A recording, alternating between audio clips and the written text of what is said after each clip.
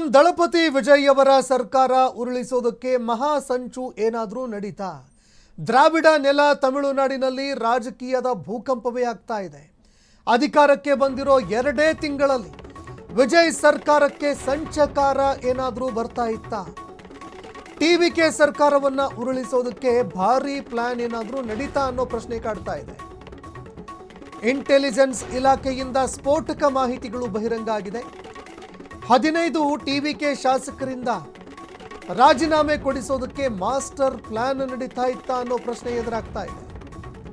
TVK ಒಬ್ಬೊಬ್ಬ ಶಾಸಕನಿಗೂ ಕೂಡ ಬರೋಬ್ಬರಿ 35 ಕೋಟಿ ಆಫರ್ ಕೊಟ್ಟಿದ್ರಂತೆ. ಈ ಕುದುರೆ ವ್ಯಾಪಾರಕ್ಕೆ ತಮಿಳುನಾಡು ರಾಜಕೀಯವೇ ಕಂಗಾಲಾಗಿ ಹೋಗಿದೆ.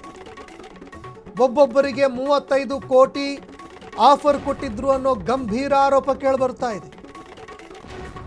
ಇಡೀ ತಮಿಳುನಾಡು ರಾಜಕೀಯ ಈಗ ಕಂಗಾಲಾಗಿದೆ. ಈ ಒಂದು ಸುದ್ದಿ ಹೊರಬೀಳ್ತಾ ಇದ್ದಂತೆ ಹಾಗಾದ್ರೆ ತಮಿಳುನಾಡು ಸಿಎಂ ವಿಜಯ್ ಅವರ ಸರ್ಕಾರವನ್ನು ಕೆಡವೋದಕ್ಕೆ 15 ಜನ ಶಾಸಕರು ಅವರಿಂದ ರಾಜೀನಾಮೆ ಕೊಡಿಸೋದಕ್ಕೆ ಏನಾದರೂ ಪ್ರಯತ್ನ ನಡೀತಾ ಅನ್ನೋ ಅನುಮಾನ ಕಾಡ್ತಾ ಇದೆ. ಟಿವಿಕೆ ಒಬ್ಬೊಬ್ಬ ಶಾಸಕನಿಗೂ ಕೂಡ 35 ಕೋಟಿ ಹಣದ ಆಫರ್ ಕೊಟ್ಟಿದ್ದಾರೆ ಅನ್ನೋ ಆರೋಪಗಳು ಕೇಳಿಬರ್ತಾ ಇದೆ.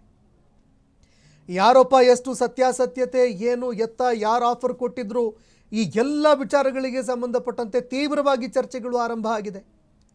ಡಿಎಂಕೆ ಟಿವಿಕೆ ನಡುವೆ ತೀವ್ರ ವಾಕ್ಸಮರ ಆರಂಭ ಆಗಿದೆ. ಈಗ ಒಟ್ಟು 35 ಕೋಟಿ ಆಫರ್ ಕೊಟ್ಟಿದ್ರಂತೆ, ಕುದುರೆ ವ್ಯಾಪಾರ ಮಾಡೋದಕ್ಕೆ ಮುಂದಾಗಿದ್ರಂತೆ. ಟಿವಿಕೆ ಶಾಸಕ ಇಳಯ ರಾಜ ಕೊಟ್ಟಿರುವಂತಹ ದೂರಿನಿಂದ ಈ ಸಂಚು ಬೆಳಕಿಗೆ ಬಂದಿದೆ. ಪ್ರಕರಣದ ಬೆನ್ನತ್ತಿದ ಪೊಲೀಸರು 3 ಜನರನ್ನ ಬಂಧಿಸಿದ್ದಾರೆ. ಕನ್ಸಲ್ಟೆನ್ಸಿ ಸಂಸ್ಥೆಯೊಂದರ ಉದ್ಯೋಗಿ ಖಾಕಿ ವಶಕ್ಕೆ ಪಡೆದುಕೊಳ್ಳಲಾಗಿದೆ. ಕುದುರೆ ವ್ಯಾಪಾರದ ಬಂಧಿತರ ಲಿಂಕ್ ಸಿಕ್ಕಿದ್ದು ಎಲ್ಲಿ ಗೊತ್ತಾ?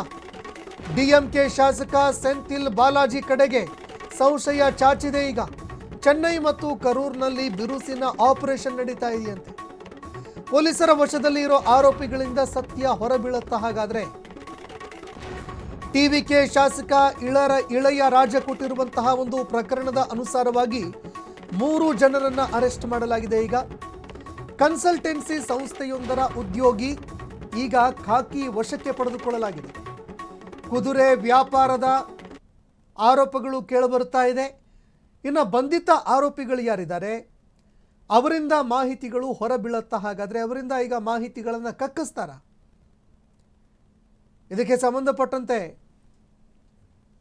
35 ಕೋಟಿ ಯಾರ್ಯಾರಿಗೆ ಆಫರ್ ಕೊಟ್ಟಿದ್ದಾರೆ, ಹೇಗೆ ಅಪ್ರೋಚ್ ಮಾಡಿದ್ರು, ಯಾರು ಈ ಆಫರ್ ಕೊಡೋದಕ್ಕೆ ಹೇಳಿದ್ರು, ಈ ವಿಚಾರಗಳಿಗೆ ಸಂಬಂಧಪಟ್ಟಂತೆ ಅವರು ಮಾಹಿತಿಗಳನ್ನು ಹೊರಹಾಕ್ತಾರೆ.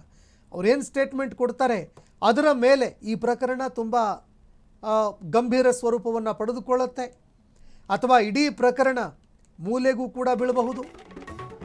ಸ್ಪೀಕರ್ ಪ್ರಭಾಕರ್ ಅವರ ವಿರುದ್ಧ ಅವಿಶ್ವಾಸ ನಿರ್ಣಯ ತರೋದಕ್ಕೂ ಕೂಡ ಸ್ಕೆಚ್ ನಡೆದಿತ್ತು.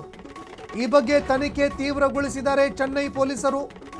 ಡಿಎಂಕೆ ವಿರುದ್ಧ ಕೆಂಡಾಮಂಡಲವಾಗಿದ್ದಾರೆ ಟಿವಿಕೆ ಸಚಿವ ನಿರ್ಮಲ್ ಕುಮಾರ್. ಕರೂರ್ ಗ್ಯಾಂಗ್ ವಿರುದ್ಧ ಕಿಡಿಕಾರಿದ್ದಾರೆ ಸಚಿವ ನಿರ್ಮಲ್ ಕುಮಾರ್ ಅವರು.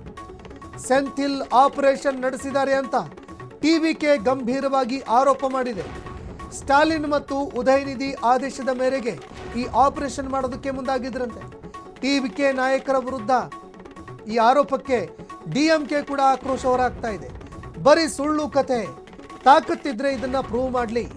ವಿಜಯ್ ಟಿವಿಕೆ ಸರ್ಕಾರಕ್ಕೆ ಡಿಎಂಕೆ ನಾಯಕರು ಸವಾಲು ಹಾಕಿದ್ದಾರೆ.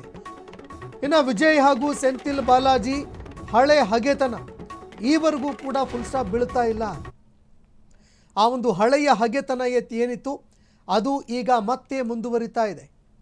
ಸ್ಪೀಕರ್ ಪ್ರಭಾಕರ್ ಅವರ ವಿರುದ್ಧ ಅವಿಶ್ವಾಸ ನಿರ್ಣಯ ತರೋದಕ್ಕೆ ಸ್ಕೆಚ್ ನಡೆದಿತ್ತಂತೆ. ಈ ಬಗ್ಗೆ ತನಿಖೆ ತೀವ್ರ ಮಾಡಿದ್ದಾರೆ ಚೆನ್ನೈ ಪೊಲೀಸರು. ಡಿಎಂಕೆ ವಿರುದ್ಧವೂ ಕೂಡ ಗಂಭೀರ ಆರೋಪ ಕೇಳಿಬಂದಿದ್ದಕ್ಕೆ ಡಿಎಂಕೆ ಕೂಡ ಈಗ ತೀವ್ರವಾಗಿ ಆಕ್ರೋಶ ಹೊರಹಾಕಿದೆ. ಕೇವಲ ಗಾಳಿಯಲ್ಲಿ ಗುಂಡು ಹೊಡೆಯೋದಲ್ಲ, ಏನಾದರೂ ದಾಖಲೆಗಳಿದ್ರೆ ಅಥವಾ ನಿಜವಾಗ್ಲೂ ಕೂಡ ಆಫರ್ ಕೊಟ್ಟಿದ್ರೆ ಅದನ್ನು ಸಾಬೀತುಪಡಿಸಲಿ ಅಂತ ಅವರು ಕೂಡ ಆರೋಪ ಮಾಡ್ತಾ ಇದ್ದಾರೆ.